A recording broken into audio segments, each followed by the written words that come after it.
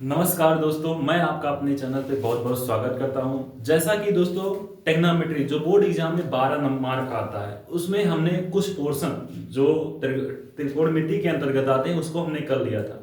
आज हम करेंगे हाइट एंड डिस्टेंस यानी त्रिकोणमिति के अनुप्रयोग से रिलेटेड जो क्वेश्चन बोर्ड एग्जाम में पूछे गए हैं। जैसे कि दोस्तों आपको पता भी होगा कि जो हाइट एंड डिस्टेंस से रिलेटेड जो क्वेश्चन है बोर्ड एग्जाम में पूछा जाता है, उससे क्या होता है दोस्तों, उससे मल्टीपल चॉइस बहुत कम पूछता है। उससे जो 6 नंबर का क्वेश्चन है जो बोर्ड एग्जाम में पूछा जाता है वही क्वेश्चन ज्यादा आते हैं। तो आइए दोस्तों बिना देरी के वीडियो को स्टार्ट करते हैं।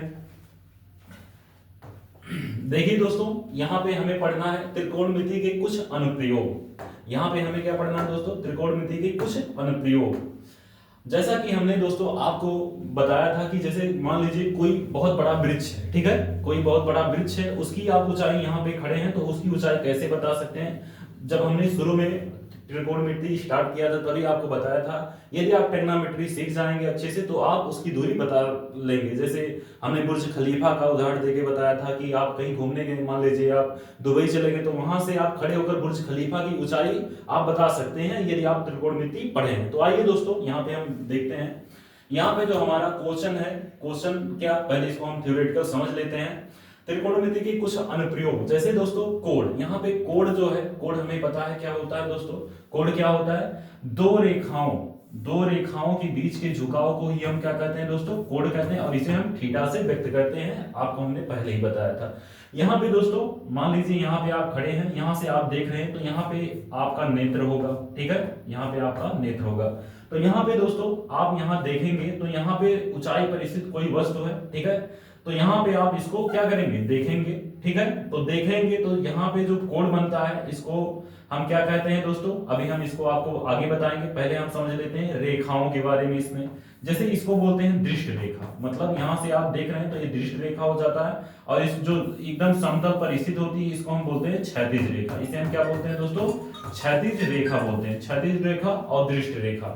तो दृष्ट रेखा क्या होता है दोस्तों, जब हम नीचे से मतलब धरातल पे से किसी वस्तु को ऊंचाई पर हम देखते हैं तो यहाँ पे जो ऐसे हमारे आंखों के बीच और उस वस्तु के से रिलेट करके जो लाइन बनती है उसे हम एंगल ऑफ साइड बोलते हैं, दृष्ट रेखा बोलते हैं, ठीक है। और यहाँ पे जो जमीन के सतह से जो लाइन बनती है उसे हम क्या कहते हैं, क्षैतिज रेखा कहते हैं। तो दोस्तों ये आपको अच्छे से समझ में आ गया होगा कि दृष्ट रेखा क्या होती है और क्षैतिज रेखा क्या होती है। तो दोस्तों आइए अब हम पढ़ते हैं।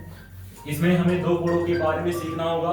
हमारा पहला कोण क्या है दोस्तों, उन्नयन कोण। पहला हमारा क्या है दोस्तों, उन्नयन कोण है। तो इसको हम देखते हैं भाई, उन्नयन कोण क्या होता है। उन्नयन कोण दोस्तों, जैसे आप यहाँ पे जमीन पे स्थित हैं, ठीक है, ऊंचाई पर स्थित किसी वस्तु को आप देख रहे हैं, मान लीजिए कोई वस्तु यहाँ पे स्थित है, तो यहाँ से आपके नेत्र और इस वस्तु को जो मिलाने वाली रेखा होगी वो क्या होगी दोस्तों, दृष्ट रेखा होगी। ये क्या होगी, हो जाएगी दृष्ट रेखा। इसको हम क्या बोलते हैं दोस्तों, दृष्ट रेखा बोलते हैं। इसको हम क्या बोलते हैं, दृष्ट रेखा बोलते हैं। और ये धरातल पे स्थित रहेगा जो लाइन, उसको हम बोलेंगे क्षैतिज लाइन। इसको हम क्या कहेंगे, क्षैतिज रेखा बोलेंगे। इसको हम क्या कहेंगे दोस्तों, क्षैतिज रेखा। और यहाँ पे जो दोस्तों एंगल बनेगा, जो कोण बनेगा, यानी दृष्ट रेखा और क्षैतिज रेखा के बीच बने कोण को हम क्या कहते हैं दोस्तों, उन्नयन कोण कहते हैं। तो यहाँ पे दोस्तों आपको यही समझना है कि उन्नयन कोण होता क्या है। उन्नयन कोण आपको समझ में आ गया होगा दोस्तों। उन्नयन कोण किसे कहते हैं, क्षैतिज रेखा और दृष्ट रेखा के बीच बने कोण को हम क्या कहते हैं दोस्तों, उन्नयन कोण कहते हैं। इसी प्रकार अवनयन कोण इसमें आपको सीखना है। यही दो मेनली जो एंगल है बार बार इसमें आपको पढ़ने हैं। तो यहाँ पे अवनयन कोण समझ लेते हैं दोस्तों। अवनयन कोण क्या होता है, अवनयन कोण किसे कहते हैं, मान लीजिए यहाँ पे दोस्तों आप क्या कर रहे थे, नीचे से जमीन पर स्थित होकर आप किसी वस्तु को, ऊंचाई पर स्थित कोई वस्तु है उसको देख रहे थे, तो यहाँ पे जो कोण बनता है दृष्ट रेखा और क्षैतिज रेखा के बीच, तो उसको हम कहते हैं उन्नयन कोण। अब देखते हैं दोस्तों अवनयन कोण क्या होता है। आप ऊंचाई पे स्थित हैं, आप कहां पे दोस्तों स्थित है, ऊंचाई पे। मान लीजिए आप प्लेन से जा रहे हैं तो यहाँ पे आप स्थित है, यहाँ पे आपकी क्षैतिज रेखा होगी, और यहाँ पे दोस्तों आप जमीन पे स्थित, मान लीजिए कोई घर या पेड़ देख रहे हैं, तो यहाँ पे जो एंगल बनेगा उसको हम कहते हैं दोस्तों अवनयन कोण, और इसे भी थीटा से हम व्यक्त कर देते हैं। तो यहाँ पे जो कोण बनेगा वो दोस्तों क्या हो जाएगा, अवनयन कोण हो जाएगा, ठीक है। यहाँ पे आप देख रहे हैं तो यहाँ पे मैं आपका आई बना दे रहा हूँ। तो यहाँ पे दोस्तों आपका आई हो गया, आंख हो गया, ठीक है। तो यहाँ से आप देख रहे हैं ये आपका क्षैतिज रेखा हो जाएगा, ये दोस्तों आपका क्या हो जाएगा, क्षैतिज रेखा हो जाएगा। और ये क्या, कौन सी रेखा हो जाएगी दोस्तों, दृष्ट रेखा हो जाएगी। ये कौन सी रेखा हो जाएगी दोस्तों? दृष्ट रेखा हो जाएगी। ये आपका दृष्ट रेखा हो गया। तो दृष्ट रेखा और क्षैतिज रेखा के बीच यहाँ पे जब ऊंचाई से आप किसी वस्तु को, नीचे स्थित वस्तु को देखेंगे तो यहाँ पे जो कोण बनेगा उसको हम अवनयन कोण कहेंगे। अवनयन और उन्नयन कोण में मेनली आप डिफरेंस समझ लीजिए दोस्तों। क्या होता है? जो उन्नयन कोण होता है उसमें क्या होता है दोस्तों, आप नीचे से किसी ऊंचाई पर स्थित वस्तु को देखेंगे तो हमारे जो क्षैतिज रेखा और दृष्ट रेखा के बीच बना कोण उन्नयन कोण कहलाता है। और यहाँ पे दोस्तों अवनयन कोण क्या होता है? जब आप ऊंचाई से जमीन पर स्थित किसी वस्तु को देखते हैं तो वहां क्षैतिज और दृष्ट रेखा के बीच बने कोण को अवनयन कोण कहते हैं। तो यहाँ पे दोस्तों अवनयन कोण ये हो गया। मान लीजिए आप धरातल पे स्थित है तो यहाँ पे एक ऐसे बनेगा, ये भी इसका धरातल यानी क्षैतिज रेखा हो जाएगा। तो यहाँ पे जो उन्नयन कोण होगा ये किसके बराबर होगा? अवनयन कोण किसके बराबर हो जाएगा? उन्नयन कोण के बराबर होगा। तो यहाँ पे आपको यही ध्यान रखना है कि जो उन्नयन कोण होता है वो अवनयन कोण के क्या हो जाता है? बराबर हो जाता है दोस्तों। तो उम्मीद करता हूं ये आपको समझ में आया होगा। यदि दोस्तों आपको उन्नयन और अवनयन समझ में आ गया होगा तो यहाँ पे जो भी क्वेश्चन इससे रिलेटेड बोर्ड एग्जाम में पूछे जाते हैं उसे आप बहुत बेहतर तरीके से कर पाएंगे। तो आइए दोस्तों, यहाँ पे हम ये सीख लिए। अब इससे रिलेटेड कुछ और कंसेप्ट हैं जिसको हम सीख लेते हैं जो बार बार क्वेश्चन में आते हैं। जैसे सीढ़ी। दोस्तों सीढ़ी क्या होता है? मान लीजिए कोई क्या है, घर है या कोई मीनार है, तो वहां पे जो सीढ़ी कहेगा क्वेश्चन में कि मान लीजिए कोई घर है, वहां पे कोई सीढ़ी लगी है, तो यहाँ पे मीनार की ऊंचाई इतनी है तो सीढ़ी की लंबाई आप ज्ञात करिए। तो वहां पे जो सीढ़ी होती है दोस्तों, सीढ़ी सदैव कड़ का कार्य करती है। मतलब ऐसे आपका कोई मीनार है और यहाँ पे ऐसे सीढ़ी लगी होगी दोस्तों, ये सीढ़ी हो गई। तो सीढ़ी जो होती है हमेशा क्या करती है दोस्तों? त्रिभुज के कड़ के रूप में कार्य करती है। सीढ़ी किसके रूप में कार्य करती है दोस्तों? सीढ़ी हमेशा त्रिभुज के कड़ के रूप में कार्य करती है। तो हमारा जो पहला कंसेप्ट है सीढ़ी, यानी जब सीढ़ी हमें क्वेश्चन में मिल जाएगा तो हम सीढ़ी को हमेशा क्या मानेंगे दोस्तों? कड़ मान लेंगे। त्रिभुज में सीढ़ी किसका कार्य करेगा? कड़ का कार्य करेगा।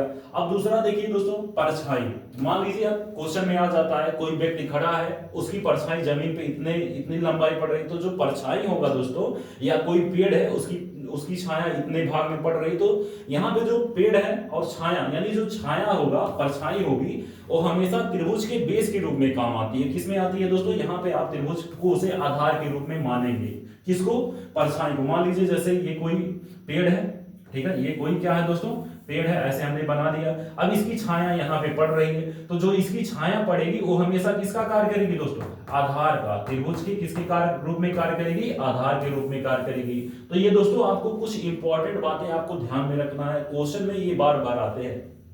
इसके बाद दोस्तों परछाई हो गया। अब देखिए पेड़ है, पेड़ से रिलेटेड क्वेश्चन अभी बोर्ड एग्जाम में पूछा गया है, तो उसको हम देखते हैं। जैसे यहाँ पे क्या होता है दोस्तों, पेड़, मान लीजिए कोई ऐसे पेड़ है, ऐसे पूरा सीधा खड़ा है।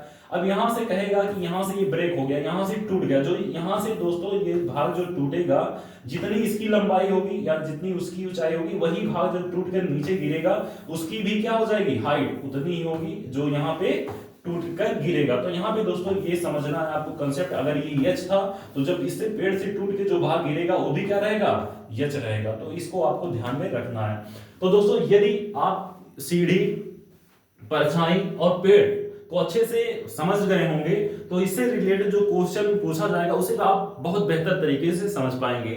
जैसे हमने दोस्तों आपको बताया सीढ़ी हमेशा त्रिभुज के कड़ के रूप में कार्य करती है। उसके बाद हमने बताया परछाई। जैसे मान लीजिए कोई पेड़ है या कोई व्यक्ति है या कोई मीनार है, तो उसकी छाया जो पड़ेगी जमीन पे वो हमेशा किसका कार्य करेगी? त्रिभुज के आधार के रूप में कार्य करेगी। इसके बाद हम देखें यहाँ पे पेड़ है, पेड़ मान लीजिए कोई पेड़ है, बहुत बड़ा ऊंचा है, उसका कुछ भाग नीचे टूटकर गिर गया, तो जो नीचे टूटकर भाग गिरेगा तो यहाँ से जो पेड़ की ऊंचाई जिस बिंदु से वो टूटेगा उसकी ऊंचाई और इसकी ऊंचाई जो हमें त्रिभुज के कड़ के रूप में कार्यरत रहेगी, उसकी ऊंचाई और इसकी ऊंचाई क्या रहेगी? सेम रहेगी। तो दोस्तों उम्मीद करता हूं ये आपको बहुत बेहतर तरीके से समझ में आया होगा। तो इससे रिलेटेड हम आगे जो क्वेश्चन पूछे गए उसको हम सॉल्व करते हैं। तो दोस्तों देखिए हमारा जो पहला क्वेश्चन है ये पूछा गया है, बोर्ड एग्जाम में आया है 2023 में, मल्टीपल चॉइस, इससे बहुत कम पूछता है हमेशा। जो है इससे दोस्तों 6 नंबर का क्वेश्चन, 6 मार्क का जो रहता है बड़ा वाला क्वेश्चन, या 4 नंबर का क्वेश्चन, इससे क्या होता है? ज्यादा उठने का चांस रहता है। 1 नंबर का क्वेश्चन बहुत कम पूछा जाता है दोस्तों। यहाँ पे देखिए, यहाँ पे क्वेश्चन हमारा है, क्वेश्चन हमारा क्या है दोस्तों? यदि समतल मैदान पर एक मीनार की छाया की लंबाई उसकी ऊंचाई की 3 गुनी है, तो यहाँ पे सूर्य का उन्नयन कोण ज्ञात कीजिए।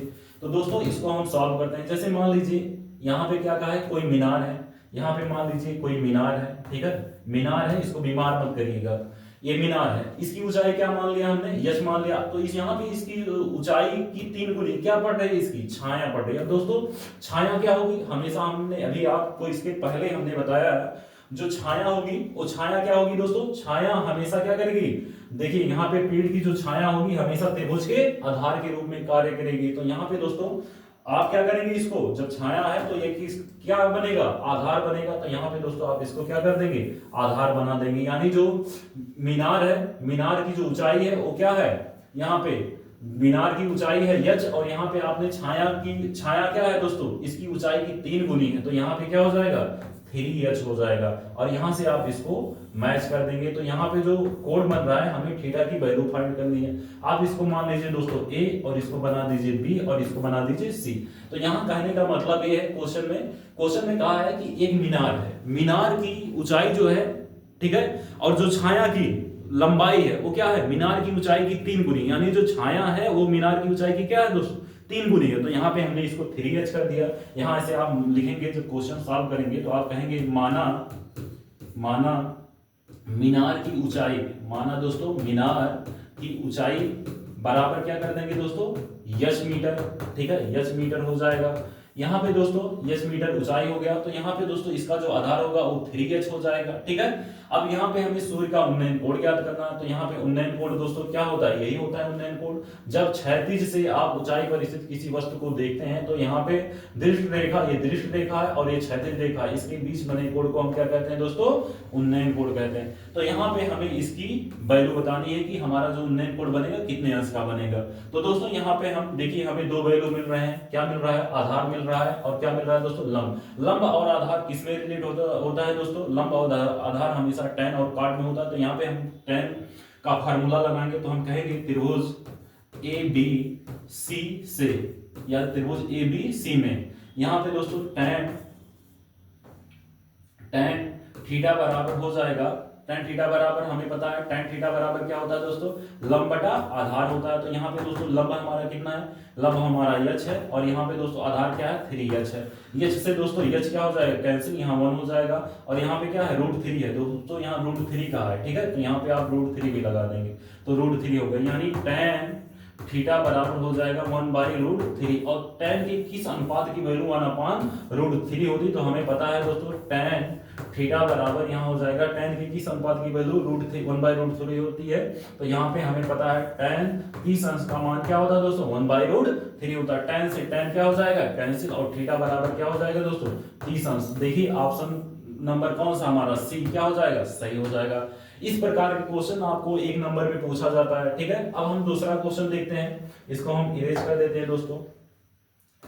यहाँ पे आप इसको मिटा दीजिए, ठीक है, इसको हमने मिटा दिया, इसको भी मिटा दे रहे हैं भाई।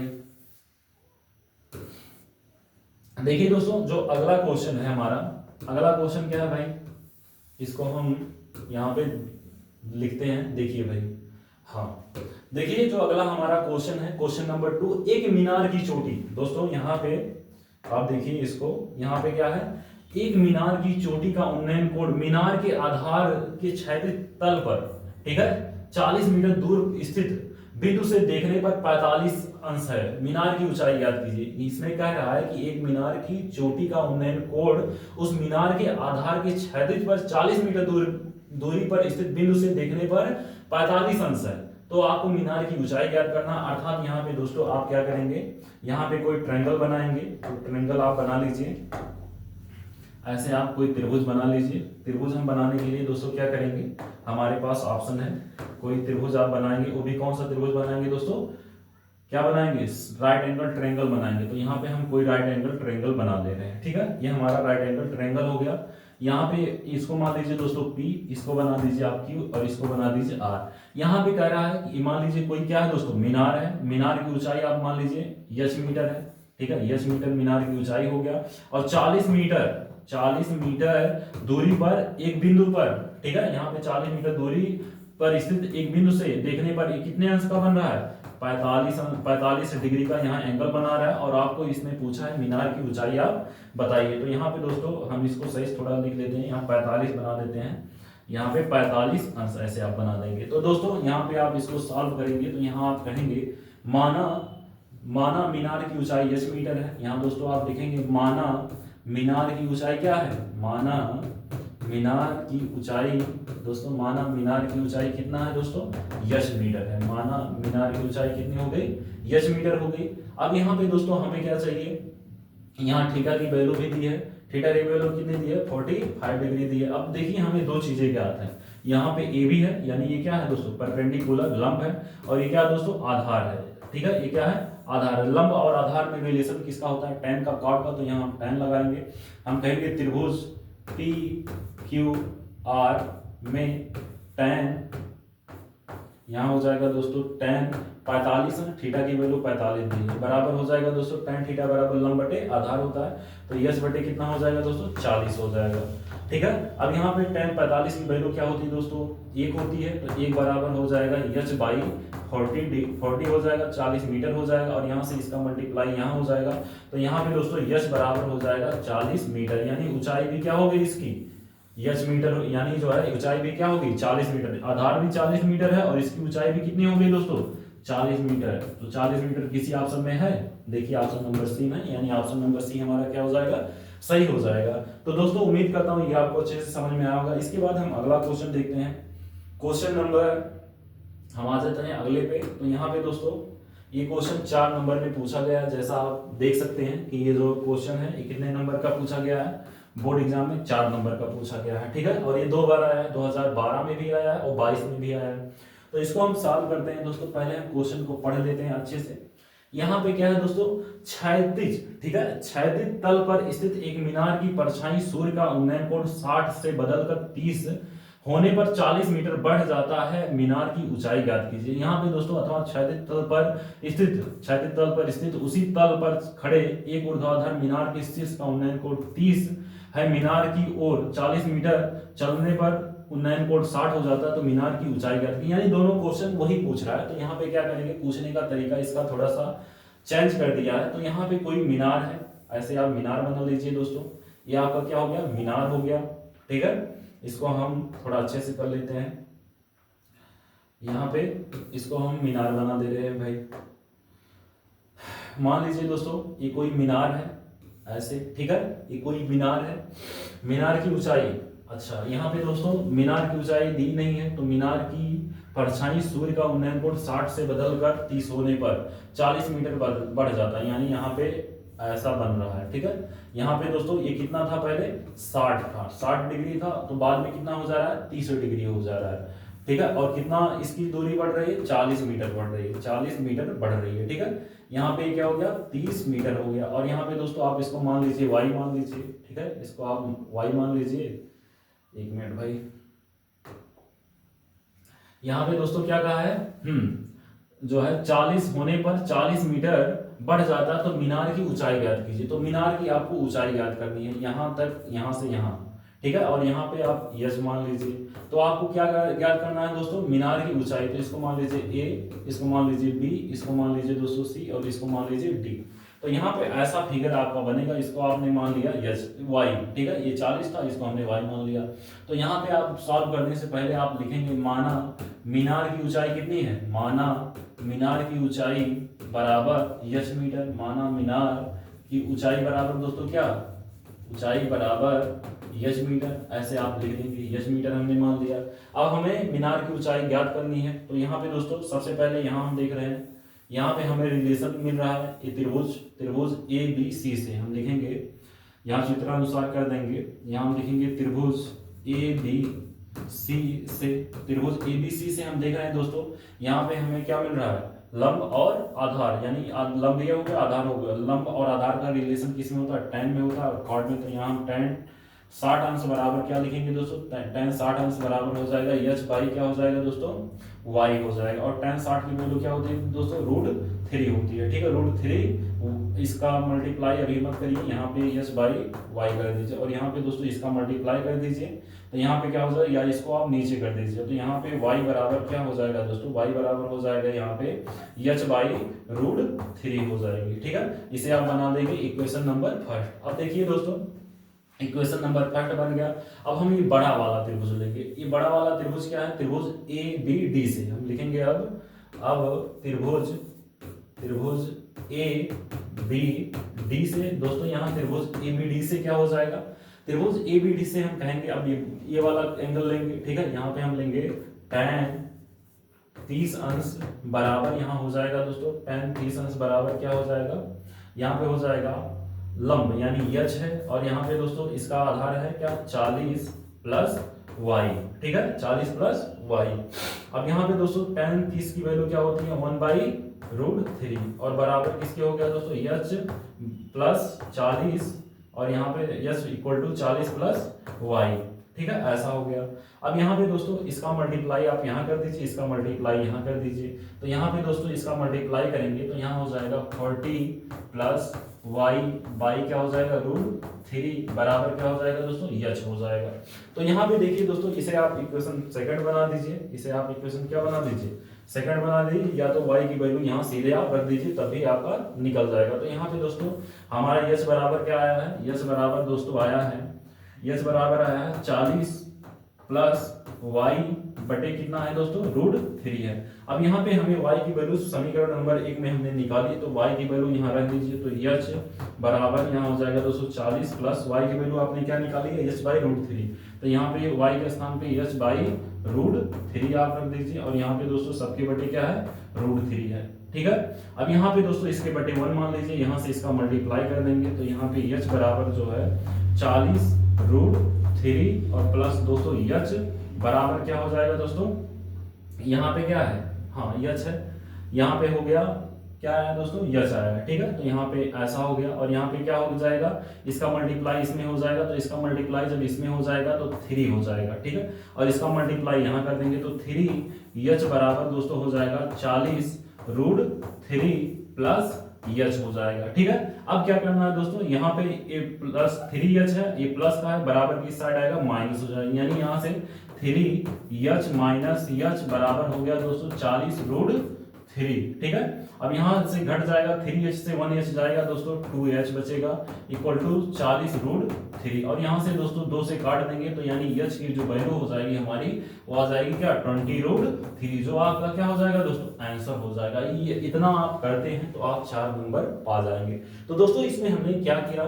सबसे पहले क्वेश्चन में कहा है क्षैतिज तल पर स्थित एक मीनार है, ठीक है, और यहाँ पे इसका पहले एंगल 60 अंश था, और 40 मीटर जब ये और बढ़ जाता है तो इसका जो उन्नयन कोण है वो 30 अंश हो जाता है। तो आपको मीनार की ऊंचाई ज्ञात करना है। तो सबसे पहले हमने माना मीनार की ऊंचाई क्या है दोस्तों? h मीटर है, और यहाँ पे हमने इस त्रिभुज से हमने यहाँ से y की वैल्यू फाइंड कर ली, इसे हमने इक्वेशन फर्स्ट बना लिया। और यहाँ पे दोस्तों अब बड़ा वाला त्रिभुज लेंगे, तो यहाँ पे हमने कहा दिया tan 30 अंश बराबर h बाई, यहाँ पे इसका जो आधार है 40 प्लस y है, तो यहाँ पे हमने 40 प्लस y रख दिया। और यहाँ पे दोस्तों tan 30 की वैल्यू हमने रखी, और यहाँ पे दोस्तों h की यहाँ पे y की वैल्यू हमने निकाली थी, तो यहाँ पे y की जब वैल्यू रख देंगे तो y की वैल्यू क्या है? h/√3, तो h/√3 रख देंगे, इसके बटे 1 मान के इसका मल्टीप्लाई यहाँ इस, और यहाँ पे h हो जाएगा, और यहाँ पे √3 है, √3 का गुणा √3 में होगा तो 3 हो जाएगा, और इसका मल्टीप्लाई यहाँ करेंगे तो 3h हो जाएगा। और यहाँ पे दोस्तों जब 3h हो गया, यहाँ h है, इससे घटा देंगे तो 2h हो जाएगा, और वहां से काट देंगे तो 20√3 हो जाएगा। तो उम्मीद करता हूँ दोस्तों ये आपको अच्छे से समझ में आया होगा। यदि आप ये अच्छे से कर लेंगे, इसी टाइप के क्वेश्चन दोस्तों बोर्ड एग्जाम में बार बार पूछे गए हैं, तो ये आपका कंसेप्चुअल क्वेश्चन है, मतलब अगर ऐसा आप कर लेते हैं तो आपका जो इससे रिलेटेड क्वेश्चन रहेगा वो हल हो जाएगा। तो दोस्तों इसको हम मिटा देते हैं, और इसी से रिलेटेड दूसरा क्वेश्चन हम सॉल्व करते हैं। तो इसको हम भाई पूरा मिटा दें पहले, यहाँ पे ये छूट रहा है, इसको भी मिटा दें, ऐसे ये भी मिट गया, यहाँ पे थोड़ा सा बचा है, इसको भी मिटा दे रहे हैं। देखिए दोस्तों जो हमारा अगला क्वेश्चन है वो क्या है, वो भी बहुत इंपॉर्टेंट ही होगा दोस्तों, वो भी बोर्ड एग्जाम में बार बार पूछा गया होगा। तो ये दोस्तों हमारा जो क्वेश्चन है ये क्या है, इसको हम सॉल्व करते हैं। जो हमारा क्वेश्चन है, भूमि से 60 मीटर ऊंचाई पर एक पतंग उड़ रहा है, पतंग में लगी डोर को अस्थायी रूप से भूमि के एक बिंदु से बांध दिया गया है, ठीक है। भूमि के साथ डोरी का झुकाव 60 अंश है, भूमि के साथ डोरी का जो झुकाव है वो 60 अंश है, यह मानकर डोरी में कोई ढील नहीं है, डोरी की लंबाई ज्ञात करना है, ठीक है। यहाँ पे हमें दोस्तों यहाँ पे क्या कहा है, ऐसे कोई क्या है, यहाँ पे हम मानेंगे भूमि से 60 मीटर की ऊंचाई पर, यानी इसकी जो ऊंचाई दी है वो कितनी दी है, 60 मीटर दी है। 60 मीटर ऊंचाई यहाँ पे इसको मान ले रहे हैं ए हो गया और ये दोस्तों बी हो गया।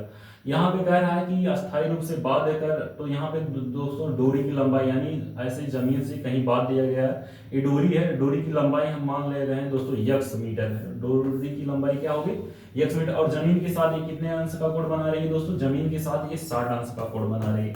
तो यहाँ पे दोस्तों हमें इसकी वैल्यू बतानी है, तो यहाँ पे दोस्तों इसकी वैल्यू बतानी है, तो हम क्या करेंगे, इसको आप मान लीजिए इसकी, हम कहेंगे माना डोरी की लंबाई, यहाँ पे हम लिखेंगे माना डोरी की लंबाई, डोरी की लंबाई बराबर हो गया दोस्तों हमारा यक्स मीटर। डोरी की लंबाई क्या हो गया हमारा दोस्तों, यक्स मीटर हो गया। इसको हम मिटा देते हैं, यहाँ पे डोरी की लंबाई क्या होगी, यक्स मीटर हो गई, यहाँ पे यक्स मीटर हो गया। अब देखिए दोस्तों, यहाँ पे हम लिखेंगे त्रिभुज ए बी सी से, त्रिभुज ए बी सी से, ठीक है। यहाँ हम त्रिभुज ए बी सी से हम क्या करेंगे दोस्तों, यहाँ पे देखिए ये हमारा क्या है, ये हमारा दोस्तों कर्ण है, ये हमारा क्या है, परपेंडिकुलर लंब है।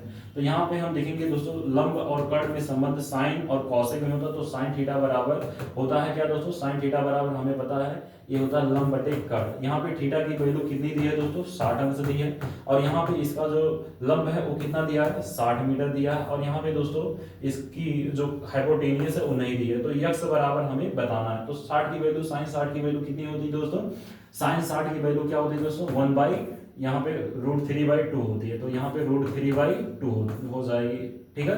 और यहाँ बराबर किसके हो जाएगा, 60, यहाँ पे दोस्तों 60/x। अब इसका मल्टीप्लाई यहाँ कर देंगे और इसका मल्टीप्लाई यहाँ कर देंगे, तो यहाँ पे दोस्तों √3x बराबर हो जाएगा, इसका मल्टीप्लाई यहाँ कर दीजिए, तो यहाँ हो जाएगा 60 दूनी 20, 120 हो जाएगा, तो यहाँ पे 2 हो गया। अब यहाँ पे दोस्तों यक्स की वैल्यू चाहिए, तो यहाँ पे हम क्या करेंगे, यक्स बराबर लिखेंगे दोस्तों 60 दूनी 120, और यहाँ पे दोस्तों क्या हो जाएगा, यहाँ पे हो जाएगा 60 दूनी 120 यानी √3।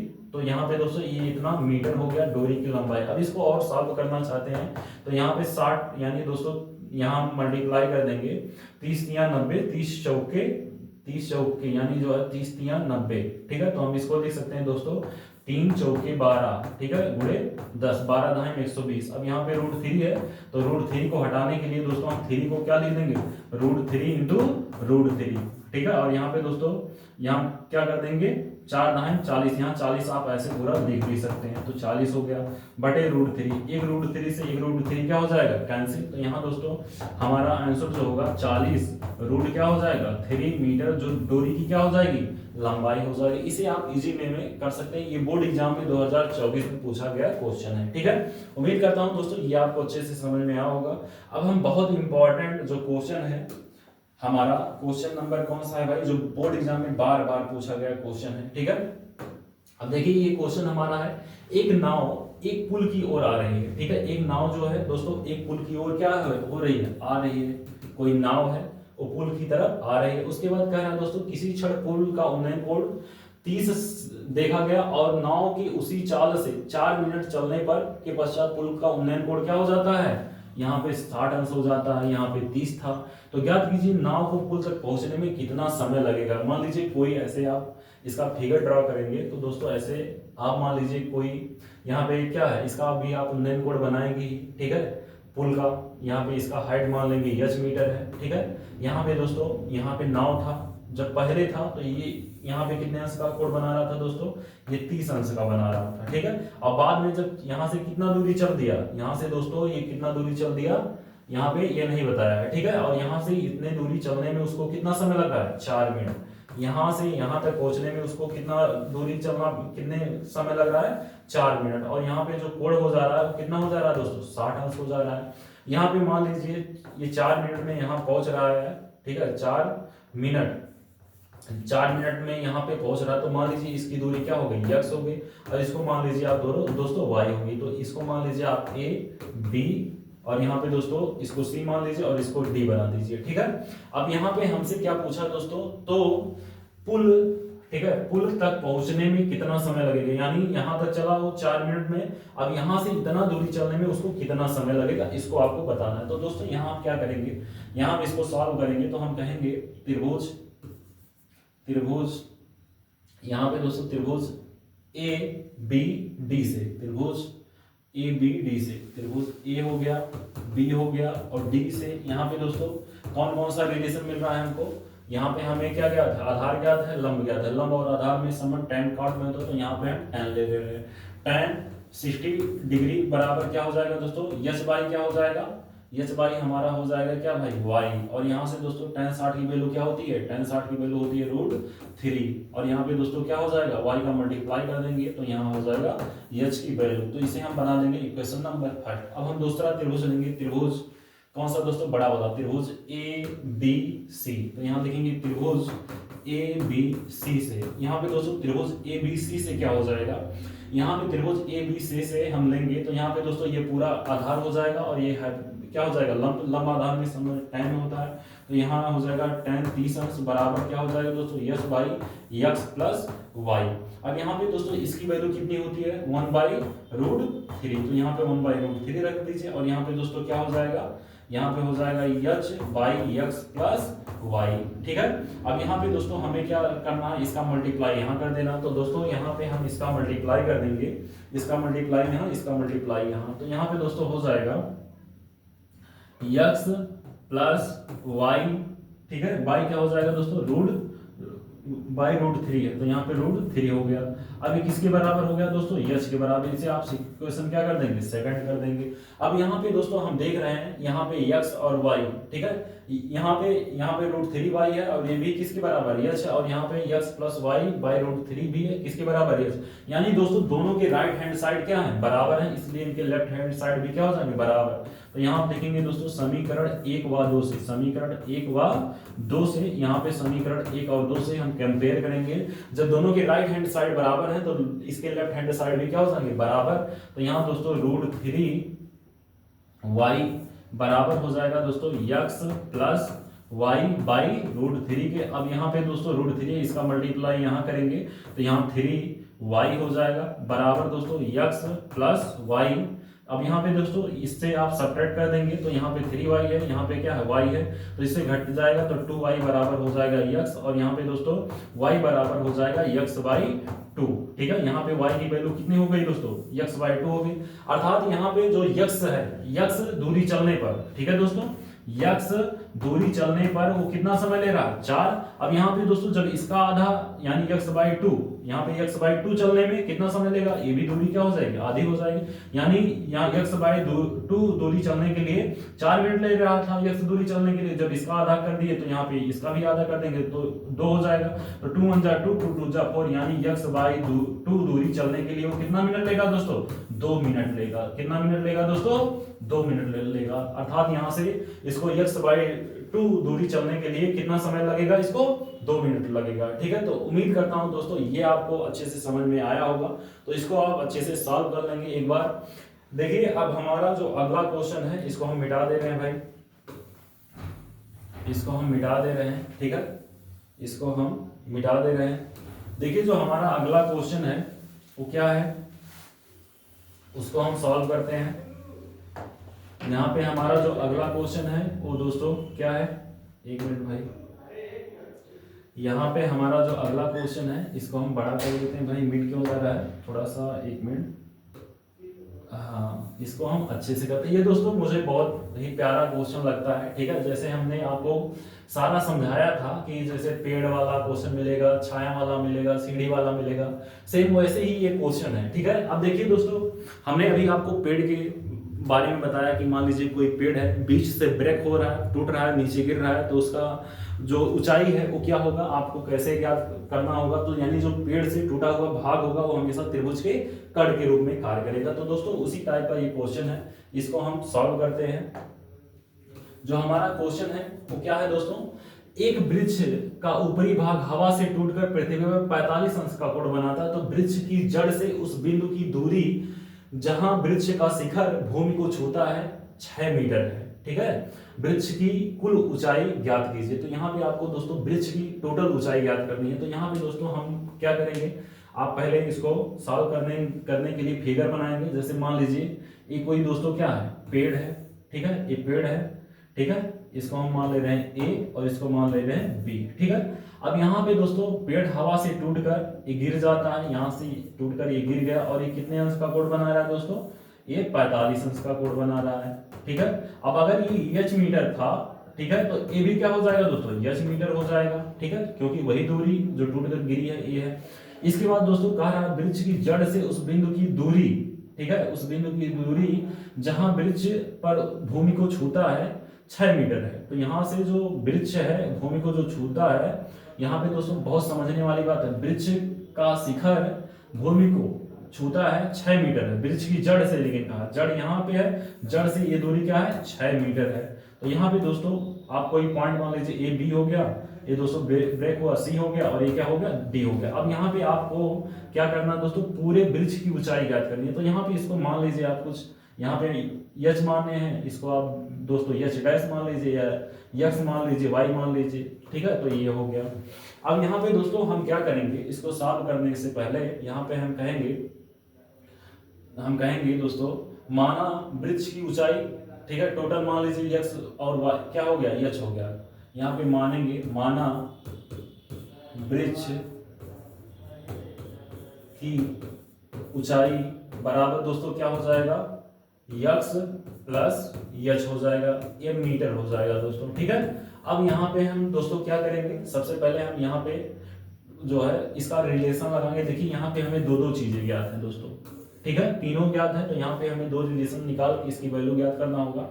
तो यहाँ पे दोस्तों हम कहेंगे त्रिभुज ए सी डी से, त्रिभुज ए सी डी से क्या हो जाएगा दोस्तों, त्रिभुज ए सी डी से हम देखेंगे साइन थीटा, यानी साइन थीटा की वैल्यू कितनी दी है दोस्तों, 45। साइन थीटा बराबर क्या होता है दोस्तों, लंब बटा, साइन थीटा बराबर दोस्तों क्या होता है, साइन थीटा बराबर होता है दोस्तों लंब बटा कर्ण। तो लंब हमारा कितना है दोस्तों, लंब हमारा क्या है, यक्स है, और यहाँ पे दोस्तों कर्ण हमारा कितना है, कर्ण हमारा क्या है दोस्तों, यच मीटर है, यानी यच हो गया। तो यहाँ पे हो गया यच हो गया। ठीक है, अब यहाँ से साइन 45 की वैल्यू क्या होती है दोस्तों, साइन 45 अंश की वैल्यू होती है क्या, यहाँ पे साइन 45 अंश की वैल्यू होती है 1/√2, और यहाँ पे दोस्तों यच बाई क्या हो जाएगा, यक्स बाई यच हो जाएगा, इसका मल्टीप्लाई यहाँ, इसका मल्टीप्लाई यहाँ, यानी दोस्तों यच बराबर क्या हो जाएगा, यच बराबर हो जाएगा √2 यक्स हो जाएगा। इसे आप इक्वेशन बना देंगे फर्स्ट। ठीक है, अब दोस्तों यहाँ पे हम क्या करेंगे, अब हमें क्या चाहिए,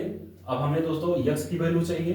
ठीक है, तो यहाँ पे हम क्या मानेंगे, यहाँ पे आप कहेंगे त्रिभुज ए सी डी से, त्रिभुज ए सी डी से दोस्तों, यहाँ त्रिभुज ए सी डी से क्या हो जाएगा, यहाँ पे देखिए हमें पता है, यहाँ पे ये क्या है, लंब है, ये क्या है, आधार है। तो यहाँ पे हम देखेंगे tan 45 अंश बराबर हो जाएगा दोस्तों यक्स बाई 6। तो यहाँ पे दोस्तों tan 45 की वैल्यू क्या हो जाती है, 1 हो जाती है।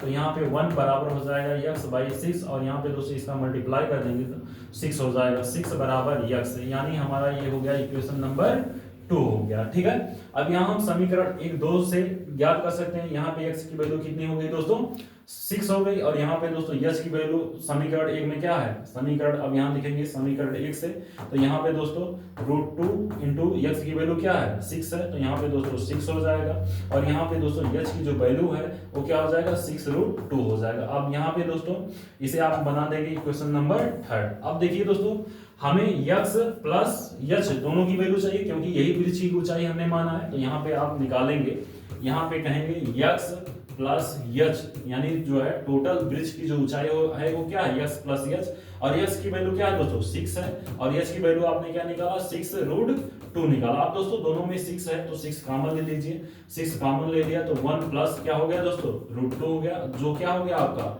आंसर हो गया। तो यहाँ पे ये आपका आंसर हो जाएगा। ये बहुत प्यारा क्वेश्चन है, बार बार ये क्वेश्चन भी आता है। ठीक है, तो उम्मीद करता हूं दोस्तों ये वीडियो आपको अच्छी लगी होगी। इसका जो पार्ट 2 रहेगा उसमें हम जो बोर्ड एग्जाम में बड़े बड़े क्वेश्चन पूछे गए हैं, ये 4 नंबर वाला क्वेश्चन था और 1 नंबर वाला क्वेश्चन, जो हमारा अगला वीडियो होगा दोस्तों उसमें हम 6 नंबर वाले जितने भी क्वेश्चन बोर्ड एग्जाम में पूछे गए हैं स्टेप बाय स्टेप उसको सॉल्व करके बताएंगे। तो दोस्तों उम्मीद करता हूँ ये वीडियो आपको अच्छी लगी होगी। यदि वीडियो अच्छी लगी तो उसको लाइक करिए, अपने दोस्तों के साथ शेयर करिए तथा चैनल को सब्सक्राइब भी करिए। धन्यवाद दोस्तों।